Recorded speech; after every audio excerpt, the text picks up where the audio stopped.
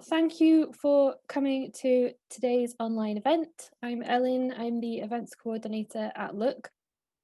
Look is a small national charity supporting visually impaired children, young people and their families to thrive through peer mentoring and confidence building events.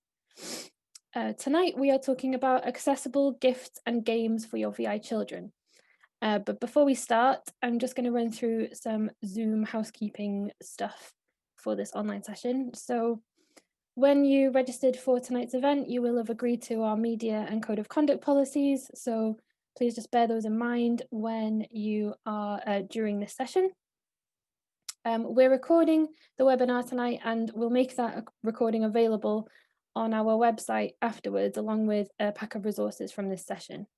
If you wish to be edited out of that recording for whatever reason, please do let us know. You are all muted at the moment, but we would love to hear from you. So please use the chat to add your comments and questions. There'll be a chance to ask questions for the speakers later on. So visually, I think this chat is at the bottom of your Zoom screen. And you can use a couple of shortcuts to get there as well. So on Windows, it's Alt-H, and on OS, it's Option-H. And if you're on the mobile app, you access the chat by opening the More tab first, and then your chat will be in there. So I think that's all the kind of housekeeping stuff done. So as I said, tonight we are talking about accessible gifts and games for your VI children. We know that this can feel like a bit of a minefield for parents and carers of VI children, especially at this time of year when we're all worrying about things to get for Christmas. And it's, we might all be feeling that it's really important to try and get gifts and games and sort of toys and activities for our children that are really inclusive and accessible as possible. So the aim of this event tonight is to share lots of ideas that are suitable for children at a range of ages and stages and with varying levels of vision. And to do that, we have 5 fantastic presentations from our lovely speakers. All the presentations will be about 10 minutes each, and that'll take us to sort of the end of the hour. We'll have a couple of time for a couple of questions before we finish. So all of our speakers are parents of visually impaired children themselves, or are fantastic Look mentors, so visually impaired young adults. And they are going to be presenting a wealth of information to you this evening. So I think we should start by introducing our lovely speakers. So I'll come to each of you in turn and ask you to tell us a little bit about who you are and what you're going to speak about this evening. So Karen, could I come to you first for a little introduction to yourself, please? Yes, of course. I'm Karen Newell. I'm mum to Fred, who's 10, who's severely visually impaired. I'm also co-founder of Toy Like Me and co-author of the RNIB Play and Toy Guide. Brilliant, thank you, Karen. Ellen, could we come to you? Sure. I'm Ellen Johnson, otherwise known as Ellen number 2 in this company. I'm the mother of a 13-year-old boy who is completely blind. He had a little bit of contrast vision when he was much younger, but he's completely blind and been so for a long time. I guess I've had 13 years training so far in tactile access and that kind of thing. And I'm just going to be basically sharing with you some of what I've learned over the last few years about accessing kind of quite physical, old-fashioned games. So that's my focus this evening. Brilliant, thanks, Ellen. Laura, can we come to you? Yeah, hi, I'm Laura Hughes. I'm the manager of More Vision, which is a support group in Devon and Cornwall for families of visually impaired children. I'm also the mum to Tiri, who is now 21 and doesn't really play much with toys and games anymore, but she's partially sighted, so I'll be presenting the section about games suitable for children with varying degrees of low vision. Brilliant. And Kim and Abby, can we come to you next? Maybe Abby, do you want to go first? Yes, so hello, I'm Abby. I'm severely sight impaired myself, and I do the podcast with Kim on Redders and Jeffers. Yes, so we talk about games and accessibility, mostly focusing on visual impairment, but other disabilities as well. and we're going to be doing a presentation about video games, so more specific like Switch, Xbox, PlayStation, and talking about some good family games. Excellent. And you're two of our amazing Look mentors, aren't you? So you take part in the Look mentoring project. And finally, Ben. Hey, thank you for inviting me, Ellen. Really looking forward to it. I'm Ben Muster-Rose. I work as a software engineer, but today I'm going to be here to talk to you about accessible games for people who have no useful vision, because in my experience as someone who's totally blind, these things are out there, but they're kind of quite hard to find, and so it's always a bit of a catch-22. You know, how do you know what to find if you don't know where to start? So I'm going to be giving you a whistle-stop tour of what's available. Brilliant. Thank you, guys. So now that we know who everybody is, I think we should probably get cracking. So Karen, can we come to you first for your presentation, please? Can you all see that? Yeah? I'll get right to the start. Yeah, that looks good, Karen. Okay, I'll talk through each slide carefully. There's about 10 slides. I could have made about 100, I think. We got so excited about putting all the games that we've found. I want to talk to you a little bit about play and then go through some toys that we thought was really good. Some are based on my own experience as a mum, you know, making it up as you go along and enjoying it at the same time. So, as I said, I'm from Toy Like Me. And my colleague Rebecca is also on the Zoom meeting I saw, so that's great. A little bit about play. I used to be a play worker. I think I've played all my life, and I'm really happy that I can keep playing. I think it's really important as adults that we look at how we play, and then we understand a little bit more about how children play, because play really lies at the heart of what we are and how we understand the world. I mean, I think if everybody could just take 1 minute to think about their own play history and what made them feel happy when they were a child, it might help us to connect to how our own children around us feel joy through play. Children play their own way. They're active learners the moment they're born, and they constantly seek to understand and master their whole life and what's around them. So really they're the experts, and we just need to put some things out so they can do that in their own way. I like to think of how children learn about objects and the environment, of the ness of things. You know, when you look at a ball, what are the qualities of a ball? Well, it's round, but it could be small and it could be large. It could jangle, it could be leather, it could be squishy. So there are many qualities of many things. Toys, we find, are very much representations of objects and animals around the home. But what we try and do is to explore that so that children can really understand the ness of things. When you think of a duck, we say the duckiness of the duck. What do we think of?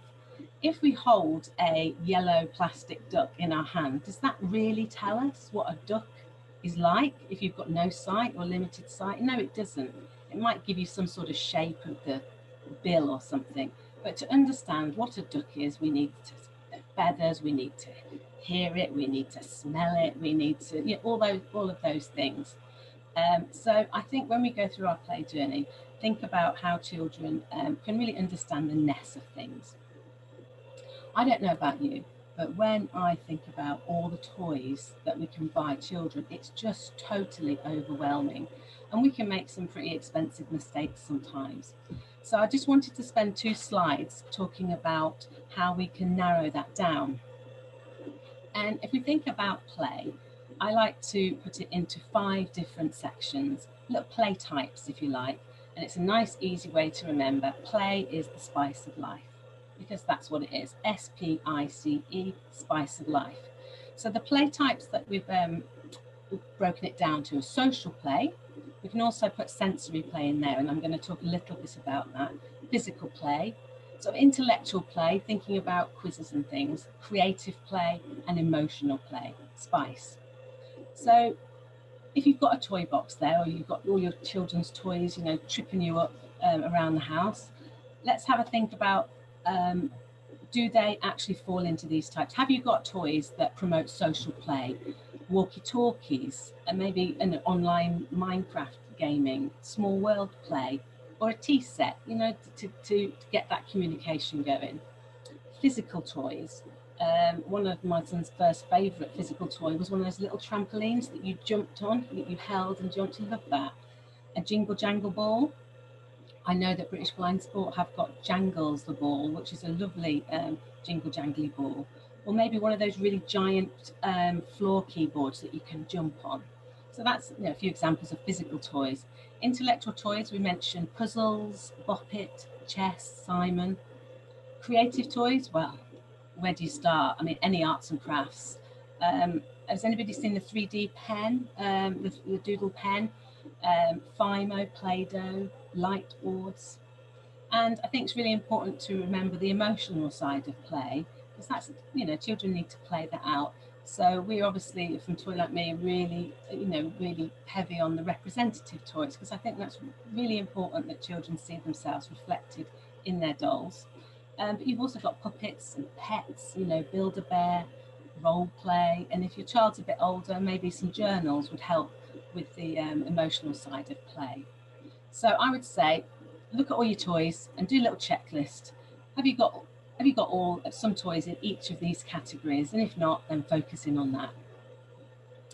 And also, as I said before, play really starts with the child, and a child has that innate desire to play.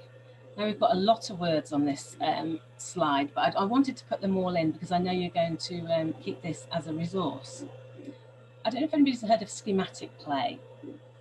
A schema is simply a playful pattern of behaviour that allows a child to construct knowledge and understanding of how the world works. It doesn't matter if they're sighted, if they're deaf, or any other disability, children play their way. They're in control and they know innately what they need to do to understand the world. All we need to do is to help give them the resources. Babies from a very early age are natural pattern seekers. They will reach out if they can hear sound or if they can see lights or colours. What I would say at any age really is just take a moment to observe your child at play and just check in, you know, every now and again and see what they're doing. We found the most common schemas are the ones I've listed, and I'll go through a couple of them. So if you find your child is trying to connect things, they've obviously got a really, really strong interest in connecting at that time. So they need to understand how connection works. So if you see your child connecting things together like Lego or pushing cars together, you know, maybe you need to look at giving them some magniformers, some stickle bricks, maybe a marble run, how they can actually put the tracks together and see how the marble goes down. If your child is throwing things a lot, now we all get that, don't we, when they're sat on the high chair or the table and they just decide to throw toys or food. Well, maybe that's not just being naughty and cheeky, maybe that is they're playing with their trajectory schema. So an interest in lines, so that they need to run up and down, drop items from a height, throw objects. So maybe get some beanbags and pom-poms. One of the best ideas is getting some guttering and some balls or some cars. Let them explore with that schema. The same with the rotation schema. If your child is rolling or they're interested in things that are round, wheels, let's, you know, just maybe explore that with them a little bit more. And children sometimes get stuck on a schema and they really love the rotation schema, and sometimes children just go through the others. I won't go into all the others, but the other 5 that I've listed, enclosing and enveloping. So if you've got a child that likes to wrap things up or wrap themselves up, then maybe we need to look at giving them some more cushions or material, envelopes, and so on. So the other ones are positioning. So a child likes to place things, maybe lines their cars up. Transporting, we've all seen children with their wheelbarrows putting their dolls in and their cars, transporting them from one area to the next. Transforming, a great one for the potion mixing. So you've got a bit of water, you've got a bit of mud, you've got a few leaves. So you can, if you give your child some cheap materials like that, then they can actually explore their transforming schema and orientation, how children like to see the world differently and experience the world differently. On a swing, looking through their legs, upside down, using mirrors, lights. So there's some of the schemas that really all children go through at some time. And I hope that having this list, you might be able to see what your child is doing and maybe support their play schema and giving them the materials to do so. Moving on to sensory play. I mean, all children love sensory play. I mean, you know, I feel really gifted, really, because having been able to do a lot more sensory play. You can buy a big black tent, or you can put your child in a big box, you know, and make a den. As long as it's dark, you can do some nice, lovely lights and smells in the play den. So there's a picture here with a black tent with children actually playing with lights. You can put smells in there. You can put nice cuddly toys in there. I think that creating a sensory space for them in the corner of your home is just really important. It gives the child somewhere to go, somewhere to chill, and somewhere to play. But with sensory play, just do a little checklist in your head. Can you hear it, taste it, touch it, see it, smell it? So on the right, I've got a little homemade light box there. We found them really, you can buy them, you can get them quite expensive, or you can make them with a little plastic file, a box, and putting some fairy lights in them. They offer some great opportunities from drawing to just laying shapes, or sand is a really good one for a light box, and seeing how the sand and light come through. Got rice that's been scented with a bit of peppermint, green rice. We've also got pom-poms and some little bits and things, Christmassy themed, candy canes and things like that. So that's great, great sensory opportunity for your children. And Play-Doh, oh, don't you just love Play-Doh? You can make it yourself.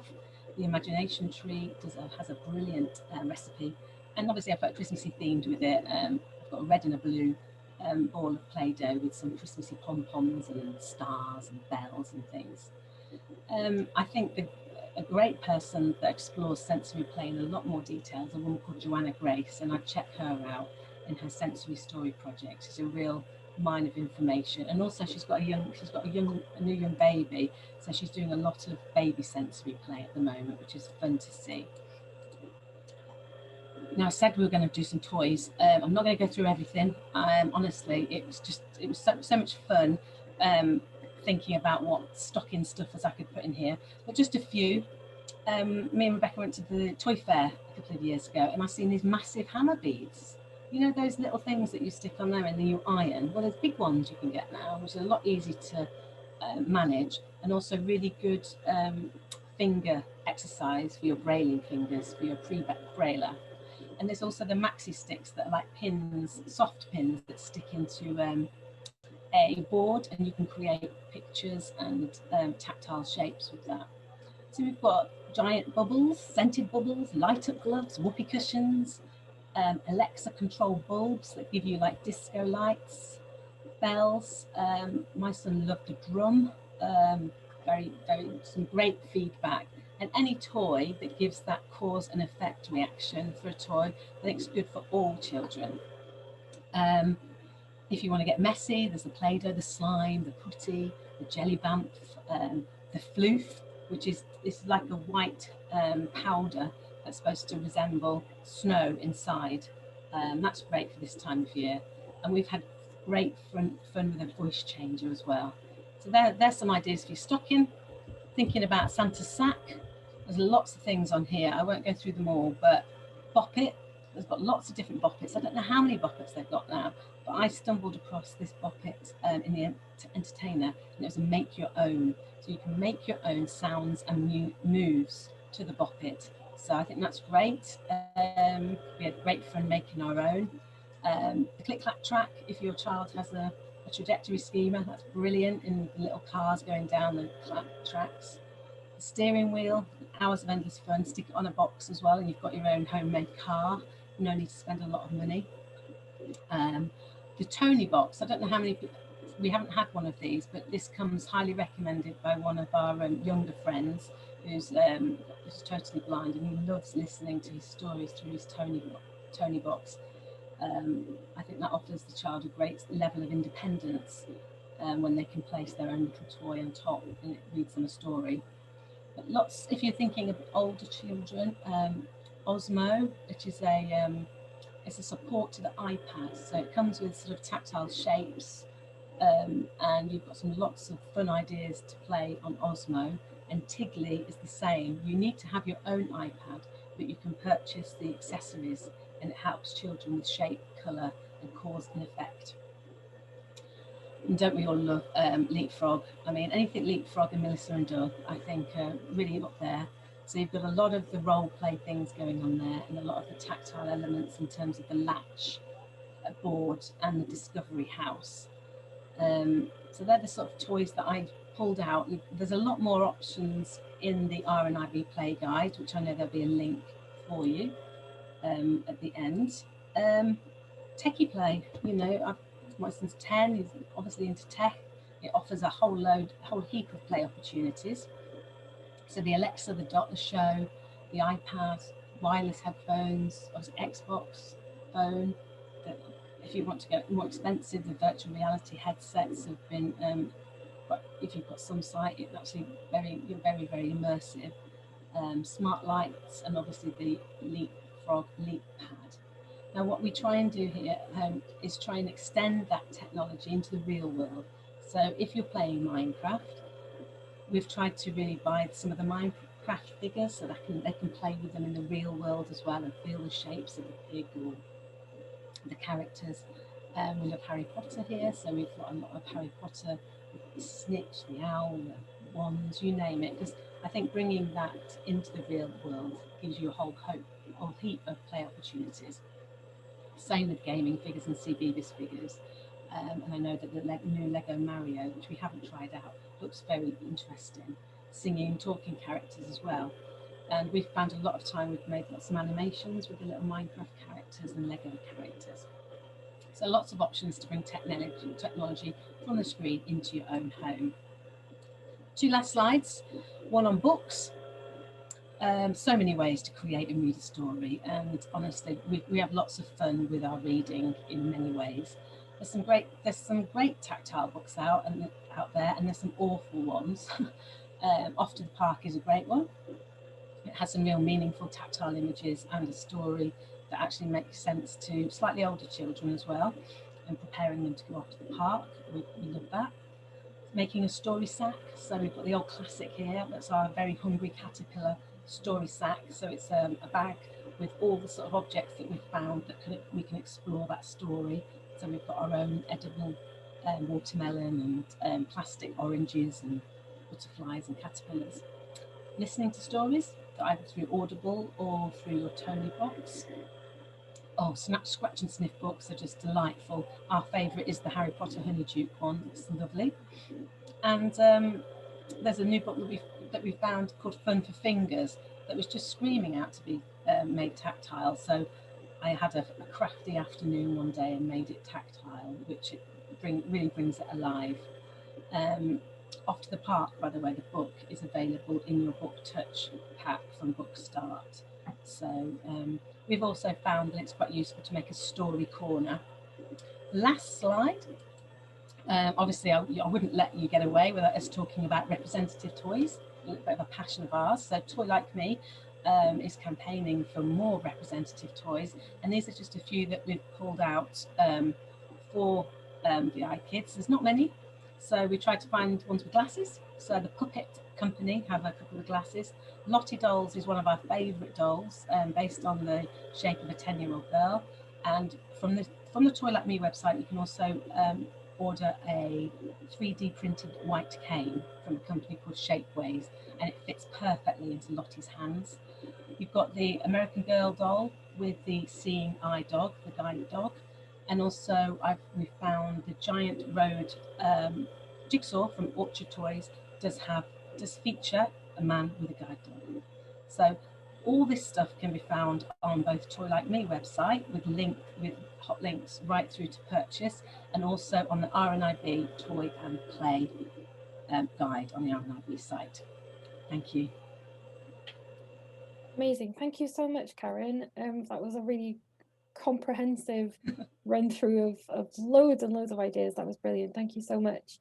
We're going to come to Ellen now for some information on inclusive games and activities for totally blind children. Ellen, we'll hand over to you. Thank you. Let's work out the sharing the screen thing. That works. Okay. Here we go. Good. Let's have this like that. Okay. I'm going to focus in quite narrowly on games because otherwise I'm going to go on too long. So I'm going to be talking about your concrete physical games mostly, and I know that the electronic stuff is going to be done very ably by Ben later on, so we'll skip over any of that. But this is kind of hands-on, and that's what I've been thinking about, because if it's hands-on, hopefully it's playable for everyone. So I'm thinking that this should be accessible to people who can't see across the whole spectrum. So I've started off with why games.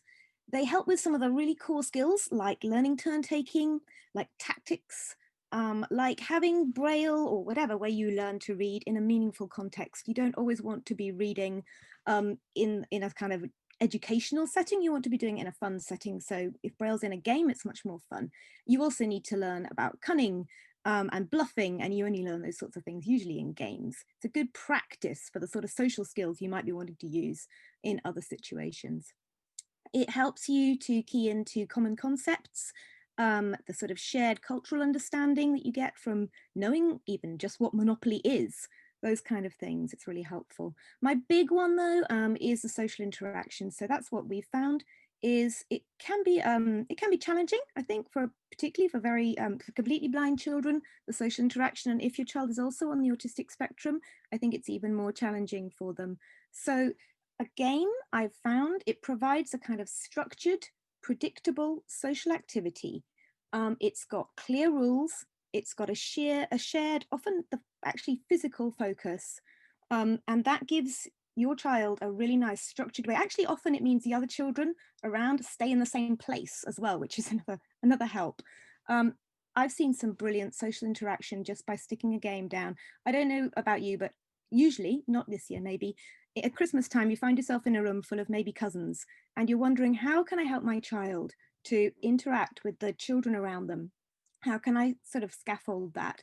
And if I pull out usually a game from my bag, stick it on a table, usually the children will gather round and you get that social interaction starting. They've got a shared focus and they're away. And then the social interaction builds from that. Recreation, obviously games are for fun as well, and then they do help a bit with academic learning too. Okay, it's not, there we go. So I'm just thinking about where do games start?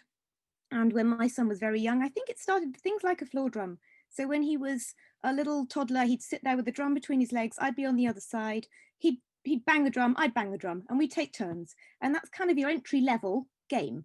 And it's there, that's, you know, your shared focus. So even if you've got a really little one, something like that, that leads to the other board games.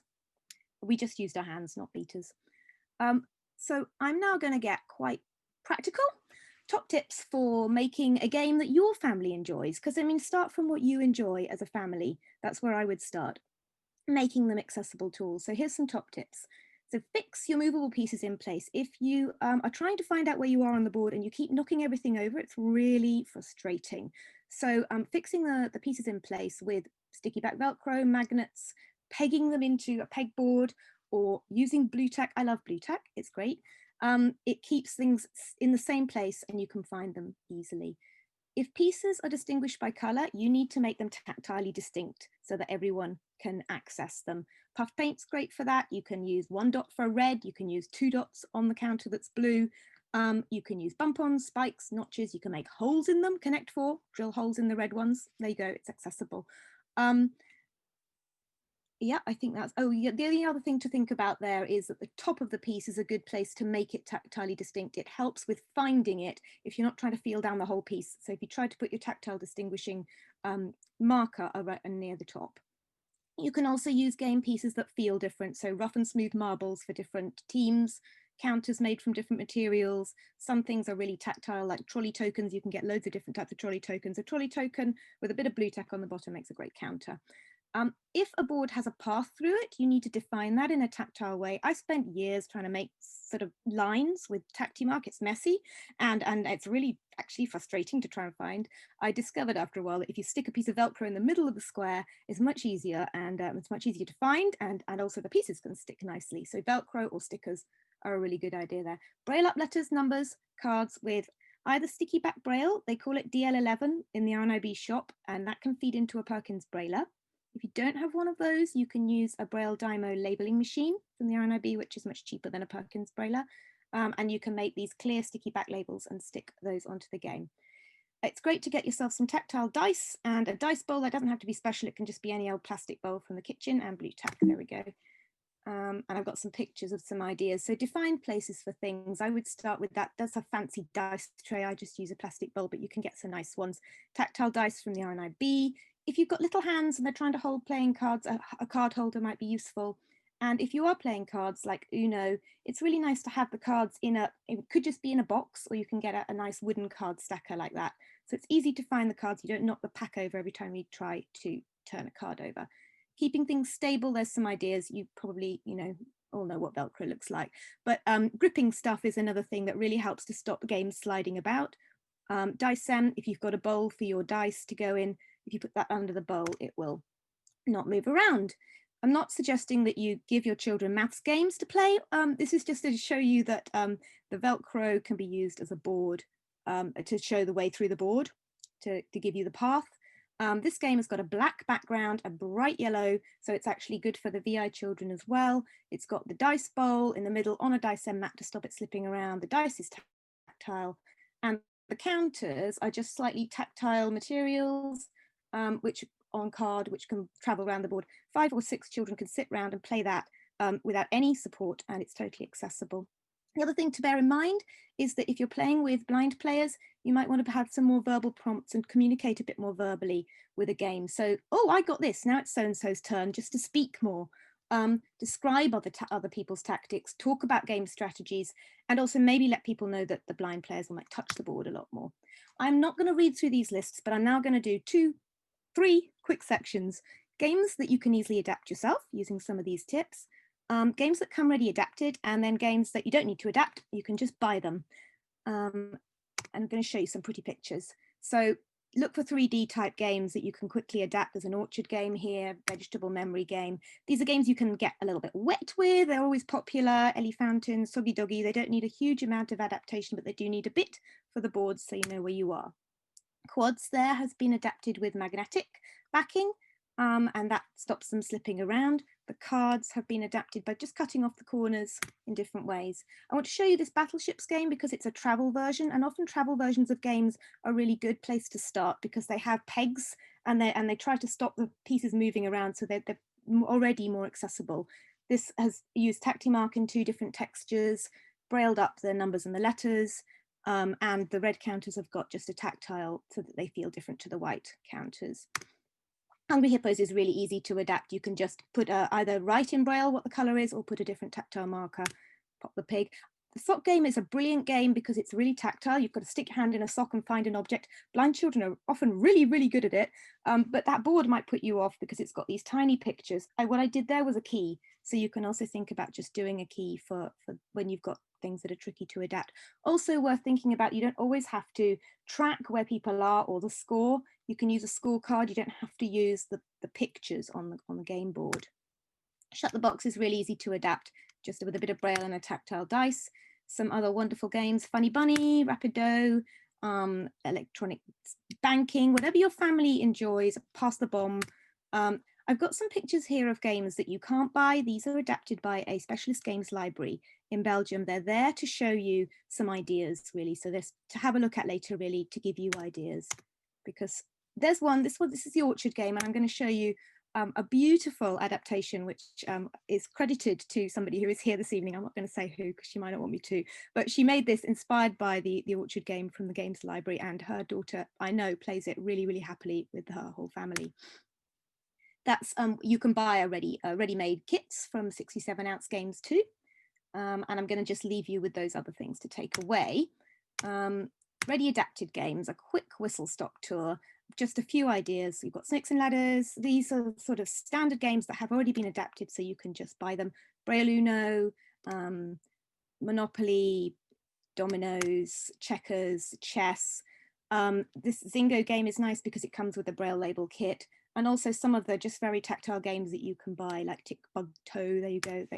And for the younger ones, you've got Ruff's House. Pizza Mania will drive you mad, but it's completely accessible, so children can just sit and play that independently with sighted or VI friends. Just to flag up that some of these games that are accessible are not made anymore, and it's often worth a little search on eBay for things like Braille games, accessible games, you know, that sort of thing. This is an old game called Beetle that R&IB used to make. They don't make anymore, but you can often find it on eBay.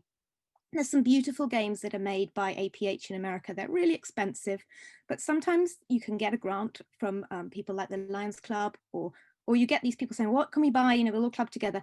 This is a wonderful kind of game because lots of children can play it together. It's really motivating. It's got Braille cards, can be used for years. If you've got a maths fan, Sudoku.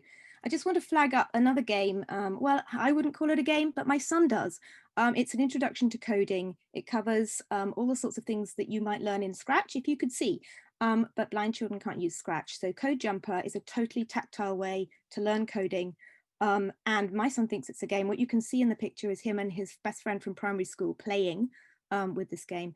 It's very expensive, so it's something that you should really, if you want your child to have access to, raise it with your VI service and let them know it exists, and just tell them that, you know, it would be a brilliant resource for them to use with all their children.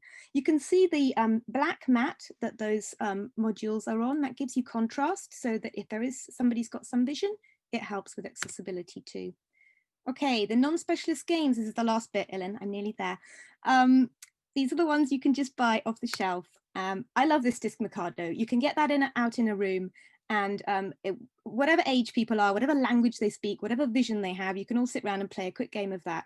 Pop-up Pirate, pop-up Percy Pig, pop-up Peppa Pig, whatever, you know, the pop-up games are good too. 3D Memo gives you an option for memory games. Blindfold Twister. The Mancala games, there's loads of different versions, but they're really, really accessible tactilely. I'm not going to spend any time on electronic games. You can take this away, but Ben's going to cover that later on. And that's just a list to finish of all the sorts of places you can go and do a bit of Christmas shopping if you feel like it, and go through. I mean, I put in the slides references for all the different games as well, but this is your go-to shopping list. And I'm happy to answer any questions in the chat later too. Thank you. Brilliant. Thank you so much, Ellen, for that amazing whistle stop tour. Like you said, there's so much, like we said, these slides will be available to you afterwards, so you can go through them at your own pace and check out the different links as well. So amazing, thank you. Now we will go to Laura next for some information about games and activities for children with low vision. Laura, we'll go to you. Okay, just give me 1 second. I'm going to share my screen. Hope this works. So hello everybody. This is going to be another fairly quick whistle stop tour. When I was asked to talk about accessible gifts for children with low vision, I thought, oh, I've drawn the long straw. This is quite easy. But actually, when I started looking into it, I realised, of course, that low vision covers such a huge range of visual abilities. So I'm going to try to cover as wide a range as possible within that. I think you'll find that children who've got a fairly mild visual difficulty will be able to play most mainstream games just by sitting a bit closer to them, or holding the cards. I know, you know, my daughter sometimes she just sort of have her cards held right to her face. But children with moderate or severe visual difficulties may find that really difficult. And there's lots and lots of ways that you can support them. So before we actually look at games, and I am going to talk a little bit about games that are especially adapted, really a lot of it's going to be trial and error of what your child can and can't manage, but there are also some fairly basic sort of non-game techniques that you need to look at first. And the first one is lighting. Lighting is absolutely crucial. I mean, really, really crucial to how well anyone of any age can see something.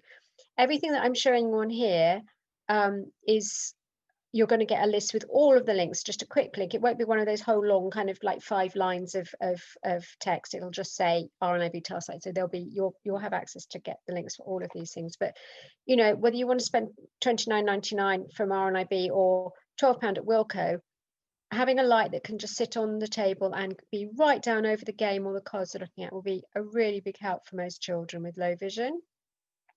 And the other thing is glare. Glare can be a huge problem for children, both in school and at home. And I've put a couple of links in for anti-glare window film that you can put on your windows, and it just really dramatically cuts the glare down. Or you can also buy window blinds.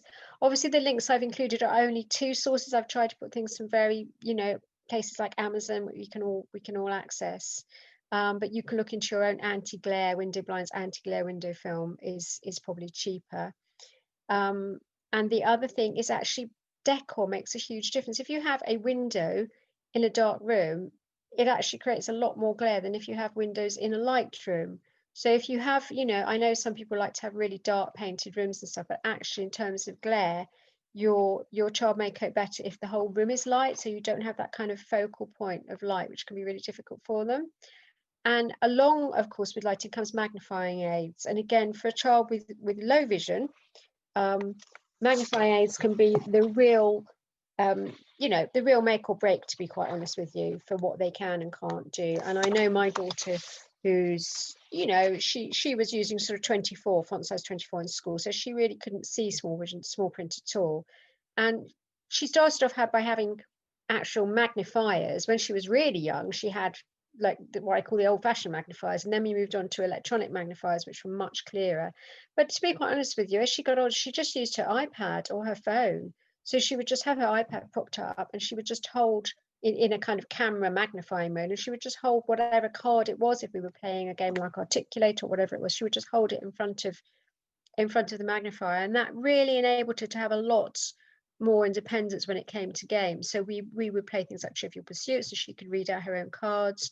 Monopoly was always a bit of a struggle, because even though she could read the cards, she you know, I mean, she was really up against her brother, who would just kind of, you know, say, oh, you've thrown in 11 when it was actually a 10, and cheat. We every Christmas we have what we call blind Monopoly, which is where, you know, 2 of us stop 3 of them just cheating like crazy. So that doesn't help. But really think about magnifying aids, glare and light for your child. And the other one, of course, is movement, especially if you've got a child who has nystagmus or any other kind of eye movement disorder. Make sure that the game is on a really stable surface, that it's not going to wobble around, because all of that will open up so many more games to your child. So then going on from some just ideas for Christmas, obviously the obvious one is books. Customize, do a super service with their books, for which they will do in custom font for your child. They charge the same as you would pay in the high street for a book, plus I think it's £2.50 handling charge. And they have a really good selection, including lots and lots of books for Christmas. And you can also get vouchers. People can email and get vouchers for your child from them, so that's really handy. There's also this Mum Summer has done these rather lovely Scruffy the Alfie books, which come in both braille and giant print. And for younger children, that can be a really nice introduction to reading, because the print is really clear, and all of those details are on there as well. But realizing that, you know, people want to do more than just reading, children want to do things. I'm also going to go through some art and craft and some game ideas, again, for children with low vision. Jumbo felt tips and crayons, just simply having that thicker, bigger pen makes it so much easier for them to use and to create their own artwork. Painting, if your child can see well enough to see paint, that's great, but you may find the whole thing of, you know, putting your brush in the water and the water spilling everywhere, and I'm sure we've all been there. We just before my daughter kind of grew out of painting, paint sticks were introduced. This is a company called Little Brian. There's another one from Baker Ross. There are hundreds of people now selling paint sticks, and they are a really super way to paint. It's really tidy and easy, and just very, very accessible. So that's another good idea. We had, even back then, a magic water doodle mat, which we really loved, and she really loved. And you just literally use pens that have water in them. You can refill them, and the mat has the colour in it. So you draw, and after a while, when it dries out, the picture disappears, but it can go on and on and on forever. And they come with stencils and all sorts of things. That's a really lovely idea, because it's very big, so your child can you know, put a lot of colour in very quickly, which is a really good thing to have. That was one of our favourites. I'm going to do a little plug here. I don't work for Baker Ross, but actually Baker Ross are absolutely fantastic. They have an enormous range of tactile and raised stickers and art and craft ideas and so many things. They are super for children who are both blind and partially sighted. So these are some lovely Christmas ideas. You've got your Christmas puddings and these lovely raised wooden stars and hedgehogs. But even for the rest of the year as well, you can see you've got owls, you've got stencils, these lovely foam kind of raised bookmark ideas are really nice, lovely bold colours. Baker Ross is so big and it's really quite cheap actually. You can, you know, and if you can get together with a few other parents and do a bulk order, you can save yourself a lot of money. But we use it for the charity, and we used to use it at home. We love Baker Ross. I was having a look for large print activity books, and this was actually quite strange. I was looking at colouring books, and the only ones I could find were for, it says easy colouring book for adults and easy patterns for adults. And I thought, unfortunately, I couldn't see inside the books. And I'm a little bit worried when it says adult colouring book that it might be something rude. But I would say if you do decide, and the links are there for these to get your, and they're lovely designs. They're not particularly adult pictures. They're things that a child would really love to colour. They're obviously been designed for older people who've, you know, lost their sight as they've got older. But actually, from what I could see, they looked fine. But maybe just have a quick flick inside before you wrap it up and stick it under the Christmas tree, just in case. And again, these are other active. This is large print. This is actually proper for children, large print word searches, lots of those, large print activity books. So it's just a case of having a bit of a hunt, really. But they are there. And, you know, for a long journey, or if you're going away and you want to just take a couple of books for them, they're a really good thing to have. Large print dot to dot. The best place for large print dot to dot is Pinterest. There are hundreds of them, absolutely hundreds. They're free and you can just print them off. This is a butterfly, but if you have a child like mine who liked dot to dot, then we used to get through pages of them. So Jenga, if you buy the plain wooden Jenga, it's really difficult for children, even children with, you know, just slightly reduced vision. They really struggle to see where the lines are, but you can buy coloured Jenga. And as long as you don't stack it like that, but you stack it randomly, it's so much easier because then they can see the difference between the different colours, and it makes it a much easier game to play. This was a great favourite of ours, this game called Darts.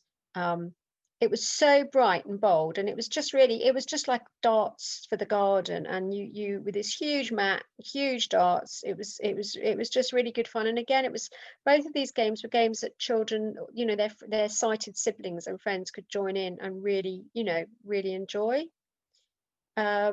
For more kind of indoor games, frustration, we love frustration, and again, it meant she had to sit a bit closer.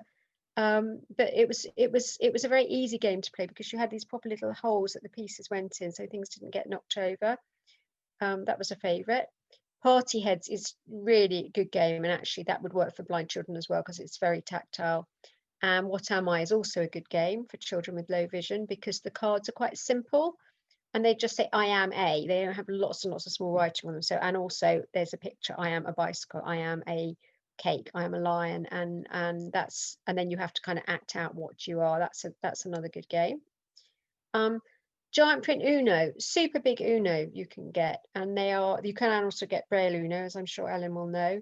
But we found this was an absolute must in our house, the big Uno cards, because again, it was the difference between a child sort of leaning right over the table and having to kind of keep doing that, and actually being able to sit and relax and you know, join in a relaxed way. So that was always good fun. Same with cards. Giant print playing cards are really, really helpful. You can get jumbo cards, which are actually big, but I think the best ones I've seen for the small size cards are these ones called Bicycle, and they are literally just as you can see them. They are a big, you just get like K for king and the spade. There's no fuss on them. They're incredibly simple, so they work very well as well. One of the things that's more expensive is large print Scrabble. I think it's mainly available from RNIB, but I did put a link on for somewhere cheaper. I've also put the links on for Wonder Baby and Path to Literacy. These are both American sites. Are they both American? I think they are. And they have so much information on them about toys and games for children with both low vision and who are blind. They're really worth looking at because I can only have time. I've only got time to include a few of them this evening. But the ones I wanted to include from there are, sorry, everyone's over my screen now. You know, I'm very aware that my daughter grew up in a pre-digital age, so a lot of the toys and games we played with were hands-on board games and card games. But there are actually a number on those two websites. There's a number of games. I've just included a few here. If you're an Android user, Dew to Joy is lovely. It's so bright and so easy to use. Rapid Tap is also one which is, again, for a child with low vision, it's very responsive, very easy to use. And there's also this lovely one for younger children called Five Little Monkeys, which is just great fun, really. And if you are an Apple user, the three I've put here, and again, this is only three of many which are on those two, the Wonder Baby and the Past Literacy website. I Love Fireworks. You tap and you get amazing kind of colors. There's one called Cause and Effect Sensory Light, which again, you can make all sorts of amazing things happen just by tapping it. And there's a rather good one called Ediplay, which is this kind of orange lion person in the corner, which again, everything is very bright, very bold, very simplistic, and there's some really good games there. And that's my ideas for Christmas. I have gone through it really quickly because I know we're a little bit behind. But like I say, the PowerPoint is available. And I've also said every single one that I've talked about, you will have the link to follow, which you'll get from Luke. And I just hope you all have a really, really, really, really lovely Christmas. Thank you, Laura. That was brilliant. Thank you so much for that. Yeah, and again, we'll, you know, all these slides will be available to you afterwards. So please do check out the links and go through them in your own time afterwards as well. We are running a little bit behind on time, but everyone seems really active and busy in the chat. So I'm hoping that everyone doesn't mind that we're running a little bit late. We've got Kim, Abby and Ben left to go, and they're all going to be talking about video games and electronic games. So I'm going to hand over to Kim and Abby first, if that's okay. So video games is a massive topic. We couldn't possibly cover all of them. There's just too many. You can get thousands. There's different platforms. So what we've really narrowed it down to is a bit of advice about kind of how to look at accessibility, how to consider games if you're thinking about them, and our top recommendations. So we've been running our podcast since about July now. And the reason we started it was because with lockdown going on, we found ourselves part of a growing gaming community online, and we were playing games every day.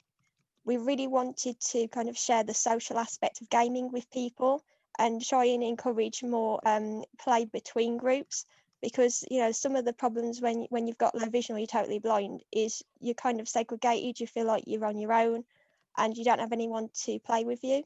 So we've really tried to cover some games today that are fun for the whole family, that are suitable for all ages, varying levels of vision. So Abby, would you like to talk through just why we've chosen these?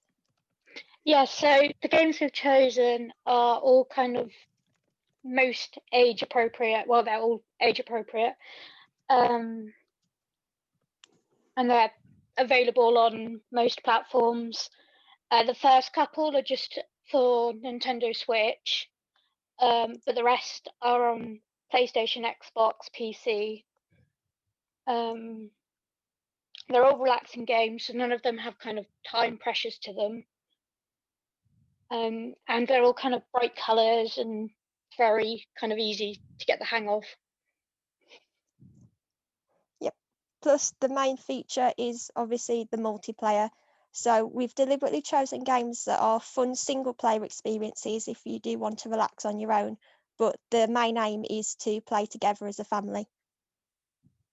So just a bit before we go through the games about the accessibility that's available on the consoles themselves.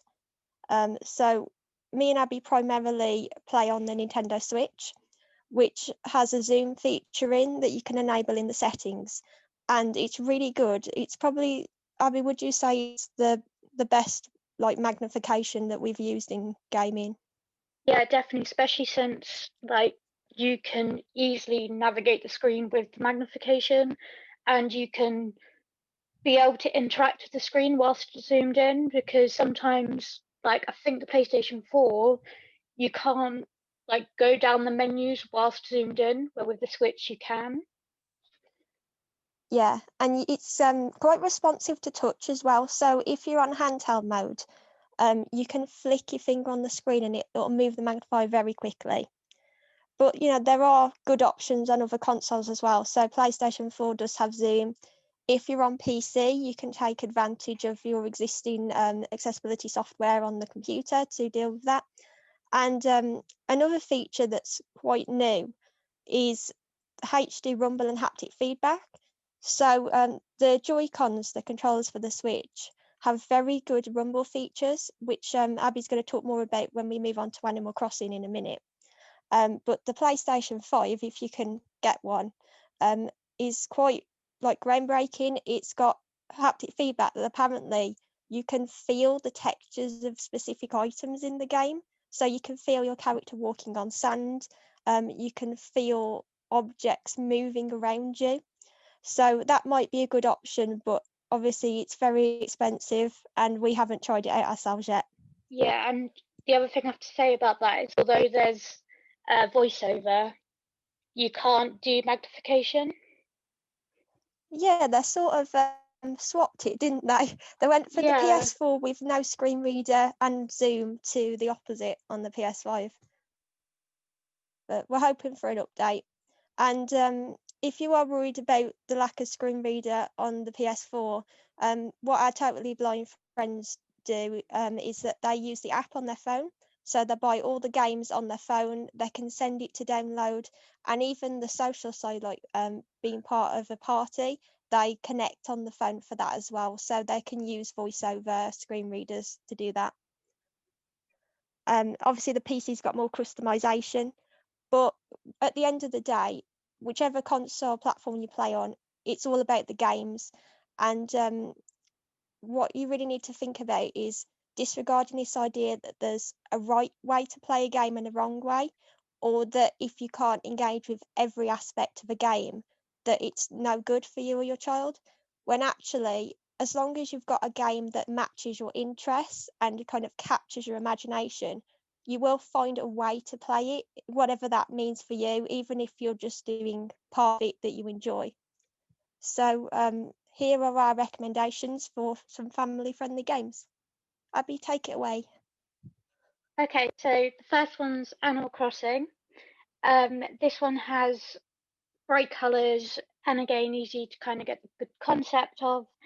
It's a game which you don't have to stick to a certain kind of storyline. You can, like, if you prefer fishing, you can do fishing. If you prefer bug catching, you can do that, depending on what you can do, like access easier. The fishing, for example, has features like the rumble, which is vibrations in the controller. So when you're fishing, you know when to bring the controller up because the controller does starts vibrating. Here we go. I found the fishing one. So this is what I was talking about. So the controller rumbles when you need to pull it in, and then when you do reel it in, you get lovely large text dialogue with a fish pun, which we quite enjoy, don't we, Abby? Yeah, we do enjoy the puns. and then there's the community side of Animal Crossing. So Abby's part of a Facebook page. Yeah, so on the Facebook page, they invited people to their island, so I went, and you kind of make friends through, because you don't have to put any of your personal details, it's all done by codes. Yep. And then just one more thing to add for Animal Crossing. If you want to know more about how a totally blind player would engage with it, there's a really good YouTuber called Ross Minor. He's totally blind himself, and he's made 2 really informative videos. One of them is a tour of his accessible island, and the other is more a walkthrough of how he plays the game. So although he doesn't do a lot of the island decorating, he just really enjoys fishing and listening out for the balloons and just enjoying the sound effects. So if you want to get more of a totally blind perspective on the game, you can go and check that out. Right, next up. So the next one is Mario Kart. This is a Mario game for racing. Again, it's bright colours, and a great feature that it has is assisted driving. So if when me and Kim are playing, for example, and we can't really see where the track is, it will push us back onto the track if we start going off, which I find so useful. Yeah. Plus the items, the rumble feature comes back. So when you've got an item that's ready to throw, you can feel it, which means that our friend Danielle, who doesn't really have useful vision, can also play the game with us. So she doesn't know where she's driving, but she can still sabotage everyone else and does quite well. And then here's another game that we snuck on last minute. So this is 1-2 Switch. This is a game that's kind of perfect for fully blind people. And basically it's a game full of mini games where you have to it says to face each other, but you don't need to see anything.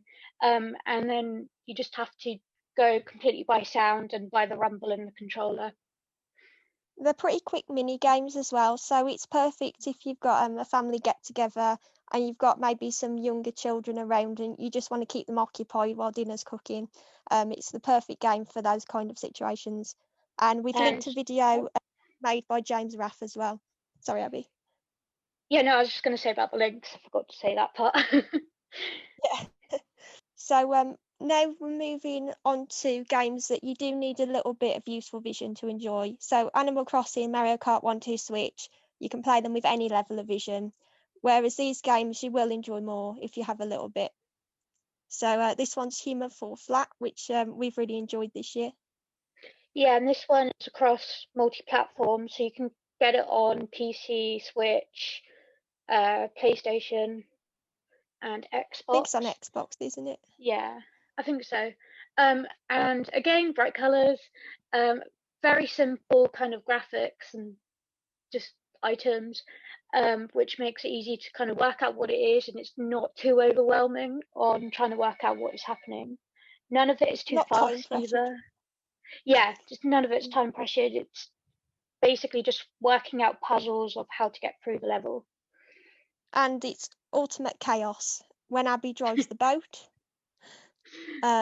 There's a giant golf ball in the new course you can roll down the hill.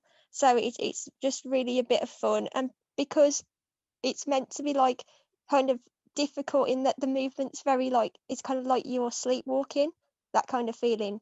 So everyone's going to be bumbling around and knocking into each other, and it's quite entertaining for the whole family. Right, so golf. Yes, it does what it says on the tin. Again, this is across multi-platforms. PC, Switch. Is it on PlayStation and Xbox, Kim? Yeah, it's definitely on PlayStation, so I assume Xbox as well. Again, it's easy to pick up, bright colours. There's different courses with different colours. And you can change the colour of your ball, which means that it stands out a lot better. Yeah, this is the museum course. There's a Candyland course, a worms course with an exploding sheep. So you haven't just got like the visual side of things. You've got like loads of different music and sound effects on each course. So it's a really nice atmosphere. And again, you kind of have that contact with others, like that communication. Yeah, because you can play at any age. It's really good if you just want to relax.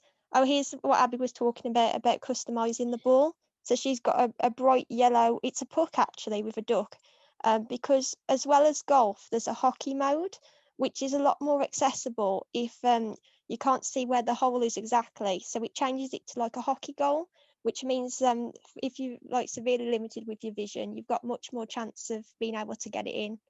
And I have a unicorn ball. Plus, you can even customize the rules. So this is Abby rules. Do you want to say what you do? Yeah, so basically I just make it harder by taking the gravity off and making the ground really bouncy, so you have no idea where your ball is going to land. So it just evens the playing field a bit, doesn't it? Yeah. And then everyone fails. Right, we better hurry up with the last game then, which is Farm Together. Oh no, there's two more. Yeah, I was going to say this one is really good because it works in real time. So you can like play at night for 5-10 minutes if you want to. You can plant some crops, come back a day later and they've grown. so it's really nice and casual. Although the menus may be a bit small, you may have to use the zoom feature. The actual gameplay is really simple. It's really nice. You get giant icons when things need harvesting. You only really need to use 2 buttons for most of the game. You can plant trees. This is Abby's giant ocean fishing pond with a pirate hideout. You've got flowers. And And again, then it's all bright decorations. colours. Sorry. Yeah, it's very vibrant. Oh, my castle. This is your carnival, isn't it, Abby? Yeah. So it's really just quite fun. And then Terry will love this one, Laura. So this is Monopoly. I find this very useful because I can know what properties I've got, like better control of knowing what properties I have, where when I have the cards, I have no idea what I've got. And then also other people can't random my properties and just not tell me, because I find that happens a lot on the actual board game. So I feel like I'm in more control, and it's just a lot more accessible than the actual board game.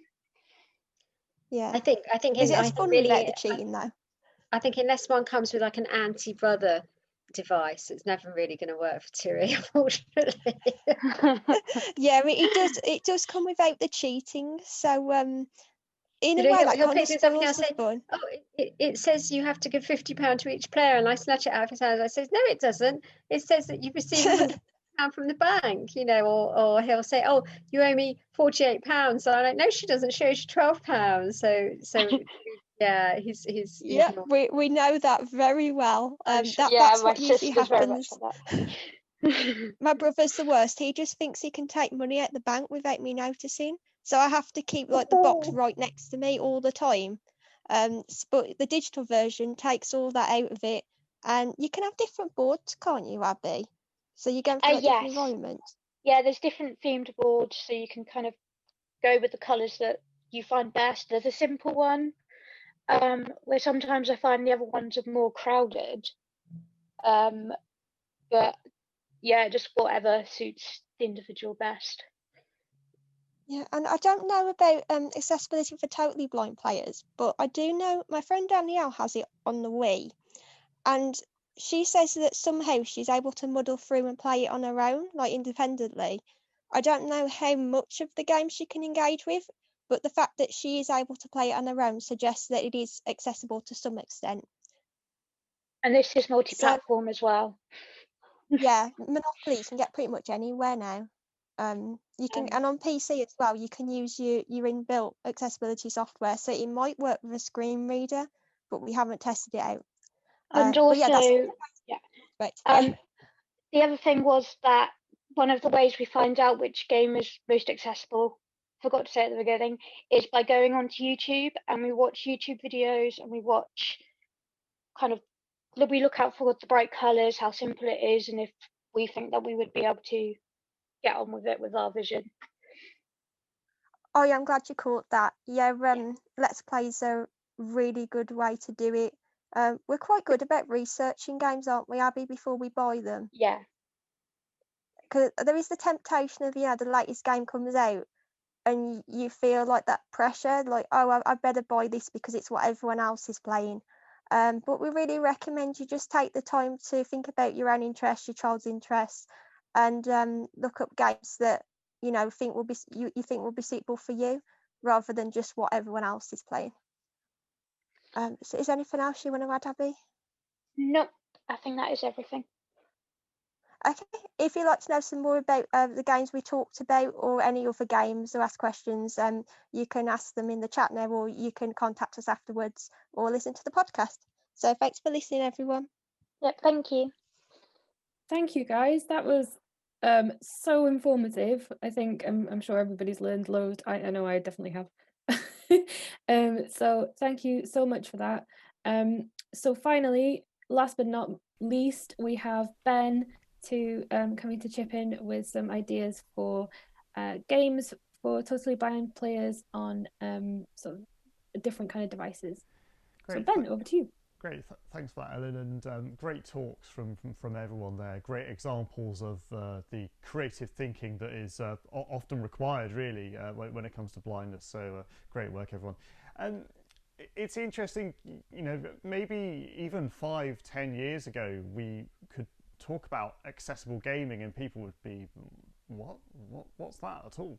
You know, and it did exist. You have been able to find accessible games for people who have no useful vision for, well, I've been playing them for about 20 years, but they're much older than that. But as is often the case with all of these things, they're kind of hidden away. You never really know what's available. And so today I'd like to give you a very whistle-stop tour of some of the games that are available for children and maybe young teenagers who have no useful vision. I say whistle-stop because it really is whistle-stop. You could do a whole event on this, but the games that I'm going to be talking to you about today are all based on the event that Look ran back in 2019. Feels like a long time ago now. Back in 2019 Site Village, where we ran a gaming stand and essentially let people come up and play games and have fun and relax. So I'm going to cover iOS and Android, Windows, and some content that's available for smart speakers as well. So in true COVID press conference fashion, next slide please. So we're going to be looking at games that are available first on iOS, and when I say iOS I mean iPhones, iPads, iPod Touches and the like. Lots and lots of games on this slide, but just to call out a few. If you're just getting started with an iDevice, I would suggest that you use something like Blindfold Fireworks. The reason why is because, as I believe it was Laura touched on earlier, that's a really fun game from an auditory point of view as well as visually, because you get to hear lots of firework noises as the name implies, but it's also really beneficial because it uses the same gestures that you will typically use when you interact with a touchscreen. So in order to play the game, you will have to learn how to tap, learn how to swipe, learn how to scroll. And I think it's really important to remember that actually for blind people, they won't necessarily have that sort of intrinsic understanding of what those gestures should be, because they won't be able to see people using them. I remember seeing a 1.5-year-old who knew how to swipe on a touchscreen once, which was amazing, real sign of the times. But of course that isn't necessarily going to be the case for other blind people. So once you've progressed past Blindfold Fireworks, there are lots of other blindfold games. That's a series of games, but to call a few out in particular, you can do Blindfold Racers, car racing, Blindfold Invaders and Blindfold Juggling, which are sort of very, very friendly, very safe games to put in front of your child and leave them unsupervised with. As we get a little bit older, we could start to look at games like Nebula, which is a sort of space battle, galactic battle game where you sort of run into planets and try and take over them. And if we go even a little bit older than that, we can look at Fear, which is a sort of zombie killing game. So when your child gets to the point where they want to start killing zombies, as I think most teenagers do, that would be a good one to look at. Next slide please. We're going to go to Windows now. So this is anything that's available on a desktop or a laptop running Windows. Just a few here. You can do Zompocalypse, which is a sort of zombie apocalypse game. That is probably more of a teenage game because there are some sort of fairly gruesome scenes there. You can do Run for Your Life, which is a slightly more friendly arcade style game, but again maybe something that you would put in front of someone who is maybe a bit more experienced with gameplay and using a computer in general, because there are quite a few fast reflexes needed there. One that worked really well for us in Site Village was a game called Top Speed, and that's actually been around for quite a while. I remember, hypothetically, I remember playing that during some of my GCSE lessons, which probably dates me a little bit, but it's even though it's about 15 years old, it's still a really fun and compelling racing game. And what worked really well for us was to pair it with a steering wheel, and so you can get just any kind of USB steering wheel. It doesn't really matter which one, but we'll have links to the ones that we used in the slides. And what was nice about having the wheel is that it gave it a real sort of tactile, real sort of haptic element. You know, instead of just pressing your arrow keys, you can turn around. You know, you can change direction, and you have pedals as well, so clutch and brake. And that went down really well. And like I say, I think that additional control element really brought that game to life. And I just want to lastly finish off on this slide at least by mentioning A Hero's Call, which is a much more complex game, not necessarily violent per se, but again probably better suited to someone who has played quite a few games before. That's available on Windows, and it's an adventure game that will usually takes quite a bit of time to complete. Actually, I don't have time to complete it, but it comes very highly recommended. And so lastly, looking at games that are available on smart speakers, I'm going to have to be very careful not to say any of their names quite yet. So when I talk about games for ALEXA, I'm talking about devices like the Echo Dot, and as was mentioned before, the Echo Show and things like that. But lots of devices have that capability built in now.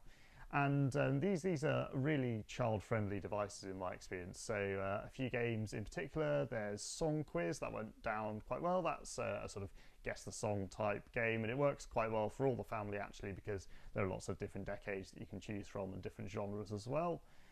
You can use something like Kid Chef, which is a bizarre virtual chef game where you make meals for celebrities. So you run a virtual restaurant, and all of a sudden Justin Bieber turns up and wants tomato soup. So you can have fun making that. My neighbours probably weren't too happy when I was practicing it this afternoon, but you know, brings out the inner child every now and then.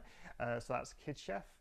And there are also lots of educational games like Gruffalo Move, which is based on the fairly well-known book called The Gruffalo, which lets you explore the virtual woods where the Gruffalo lives and learn lots about different animals while you're on the way. But there are also lots of interactive stories available. So these are stories where you control the narrative, and these are actually conceptually quite old. Some of the first games that were available were text adventure games where you were put in a room and you were given various objects and you had to decide what you wanted to do with them. But they've been really given a lease of life now through the smart speaker genre of games, and so there are a few different ones available. If you're looking for something that's appropriate for children, you can look at something like The Magic Door. Or if you want something for someone that's a bit more grown up, you can look at something like The Escape Room, which is a virtual escape room. So one of the things that I didn't mention, and there aren't any slides anymore, Emma, just in case you're slightly panicking that I'm carrying on talking. One of the things that I didn't mention is that a lot of these games are free. And so, of course, that begs the best question of what to buy. Well,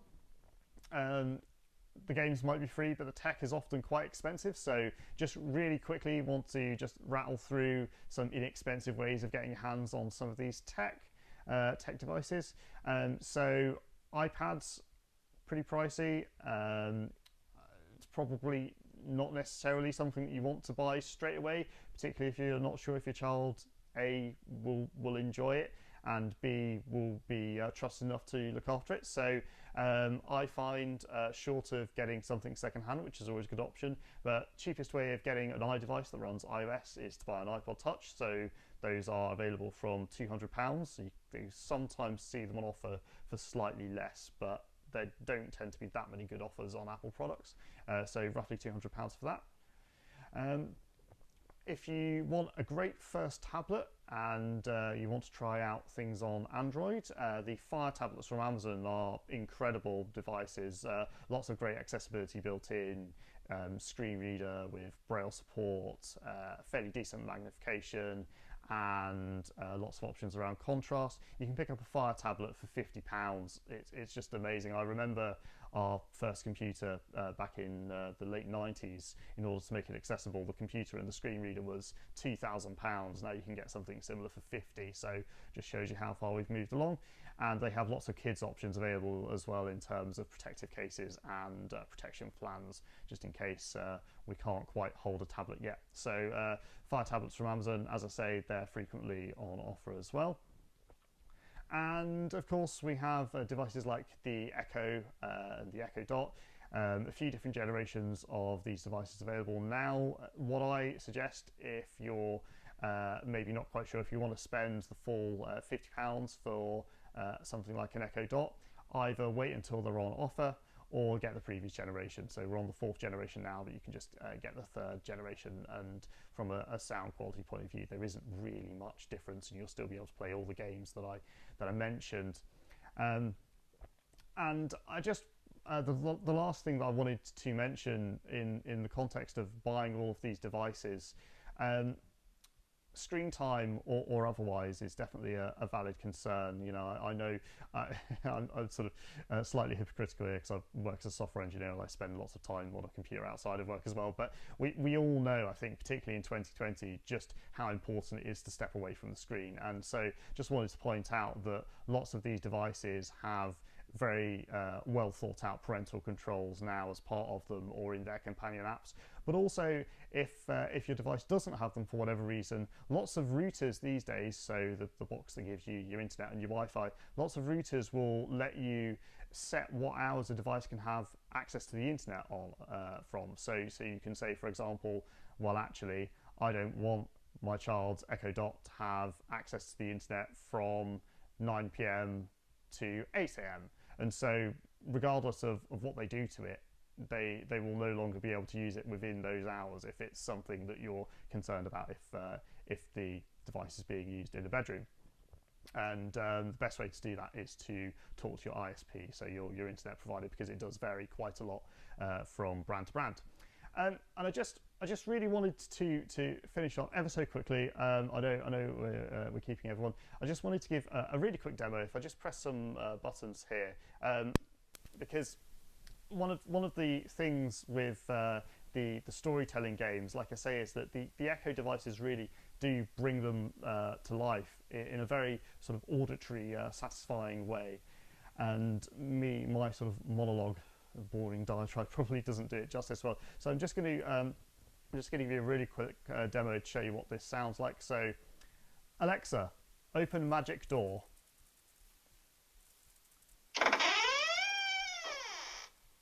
Welcome back to the garden adventure. The path wanders past colourful flowers and takes a turn, leading to a wooden fence with an open gate. A fuzzy white rabbit sits next to the gate. Should we go through the gate, stay in the garden, or talk to the rabbit? Go through the gate. Okay, we step through the open gate into a grove of tall trees. A beautiful flower lies on the ground in front of us. I pick it up, and it suddenly sprouts wings. It is a little fairy. She wants us to follow her. Should we follow the fairy or turn around, back to the garden? Follow the fairy. We walk toward the fairy through the trees. She flies in front of us and we follow. We come upon a long line of daisies. And the fairy so stops and speaks Alexa, to us. Stop. Oh, sorry. Okay, fairy. goodbye. Try our latest adventure, the Haunted Lighthouse. To start. There we are, and so on and so on. So different examples have different levels of audio, and actually what that skill, as they call it, that one went down really quite well when we showed it at Sight Village, because depending on what route you take, there are lots of bits of audio that you can encounter. So and of course the nice thing about these Echo devices and lots of other smart speakers is that, broadly speaking, they tend not to have screens, so you don't really have to worry about the accessibility from a blindness point of view, because by definition they're accessible by default. So thank you for that. I know we've kept everyone here for a while. Apologies that was a little bit rushed and that maybe we didn't have huge amounts of time to go through absolutely everything, but again, all the content will be available afterwards. Just want to give a really quick shout out to Emma, who stepped in massively at the last minute when we decided at lunchtime that I was going to do this presentation, and she very kindly took the site village list and made some slides for me, and has been controlling them today. So thank you, Emma. Thank you, Ellen, for inviting me, and thank you everyone else as well. I've been reading some comments in the chat, and as I said previously, some great examples of ingenuity and creative thinking that I am sure everyone will have benefited from immensely. So thank you. Thanks, Ben. Yeah, that was really good. I think everybody enjoyed the demonstration. We're just gonna stay with you for a second, because I've been looking through the chat and there's been so many lovely comments in the chat. That there isn't actually that many questions, but everyone is sharing a lot of really good resources and sharing recommendations of things that work for them. So thank you so much for being so engaged in the chat. We're just going to stay with Ben for a second because Claire is asking whether the magic door is suitable for kids that are aged 7, or can the stories turn scary at all? So I don't believe that we had any kind of scariness in the story when we did it. So I'm trying to think. We definitely had under 10s use it at Site Village, and they all seemed to quite enjoy it. So the magic door is fairly suitable, I would say. The other thing as well is that when you search for these things, if you Google ALEXA skills, they do have a specific children's category. So if you're unsure about whether something will be suitable or not, you can just start off by only letting them use skills that have been specifically vetted by Amazon as being suitable for children. Brilliant, thank you. Excellent. I think the only other question I could see was really early on in the chat. Someone, I think it was Karen, asking what puff paint was. So I think Ellen, it might have been you that mentioned puff paint.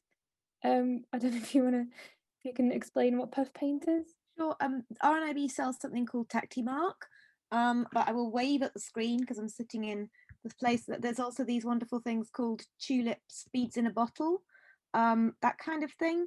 So it comes out wet and then it will dry and it gives you a really nice tactile mark. You can also get something called relief paint. There you go, that one's also brilliant. So there's different types of puff paint, loads of them out there if you search them on Amazon, but that relief paint and the tulips beads in the bottle and the RNIB Tactimark work really well for me.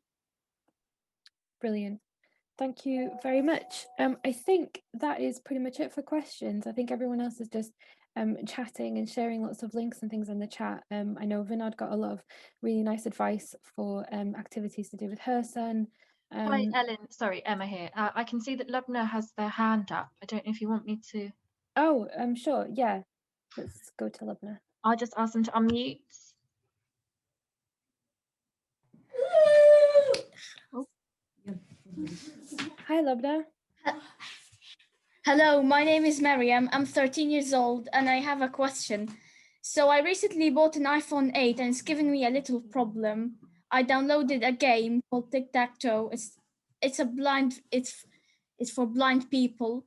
And I opened it up on the game screen and it kept saying direct touch area. I don't know if that's a problem with the update or something, but like, is there anything I can do to fix it? So, yeah, go for it, Ben. Yeah, so direct touch is usually where you don't need to use voiceover. So what I would, in theory, you shouldn't have to do this, but I would try turning voiceover off.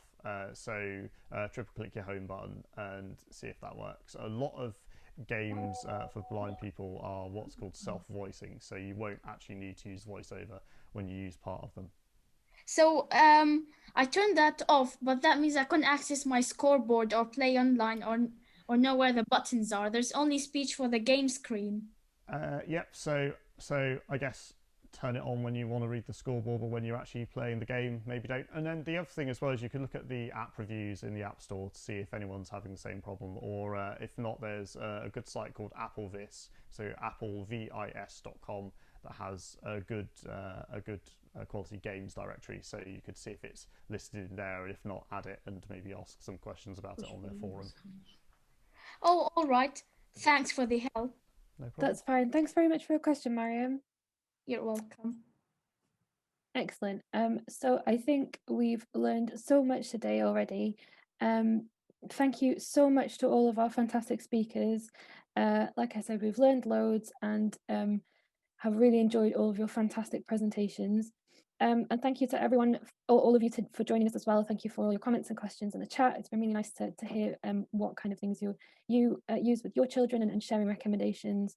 So thank you for listening in and adding to the conversation. I'm going to wrap up now. So to find out about any of our Look services, you can go to our website, www.look-uk.org. And there you'll find information about our Look mentoring service. So Kim, Abby and Ben, who've all spoken today, are all Look mentors, and our peer mentoring service is free for visually impaired young people. We also have a free counselling service that anybody connected to a visually impaired person can access. And we also obviously run online events like these. At the moment, they are all online. And one of our upcoming online events is our festive open mic. So next week on Sunday, we are holding a festive virtual concert featuring lots of visually impaired young musicians. So please do check that out and come along if you can. It'll be a really nice evening. To check out Toy Like Me, the organisation that Karen spoke about earlier, you can find them at www.toylikeme.org. And you can find out more from Kim and Abby about all sorts of accessible games by searching for their podcast, Redders and Jeffers Gaming, on any kind of podcast platform. All of this information will be in a follow-up email that we will send to you. And as we've said multiple times during the session, this session has been recorded and will be available along with a big pack of resources on our website very soon. So finally, just another big thank you to everyone for joining us this evening, and we hope to see you again soon, and have a lovely Christmas. Thank you, everybody.